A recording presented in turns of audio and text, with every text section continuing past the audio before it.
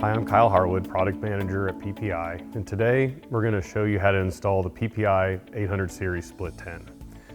So you've opened the box, and what comes inside the box, we've got a 1/4 bolt stainless 304 with a nylon lock nut. We also have a 304 stainless clamp designed for the sprocket assembly. And you will also have 2 halves along with English and Spanish instructions. If you need more instructions, there is a digital copy available at PPI-global.com. You can find them there. So let's get into this. Let's go ahead and assemble this on an 1.5" shaft. So this would be lock mode, but if you need to put it in float mode, all you do is flip it around. Today, I'm going to assemble it in lock mode.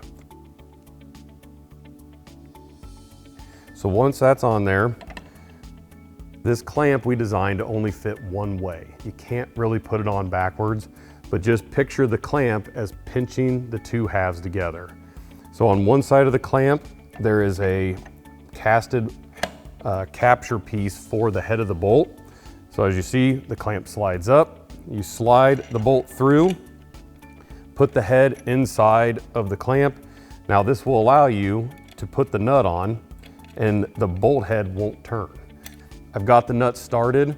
It's a nylon lock nut. We're gonna recommend a one-time use here. Once that nylon gets tight and you ever have to remove it, it's best just to discard it and get another nut to put on there. So I just got a 1/4" ratchet here, 7/16 socket.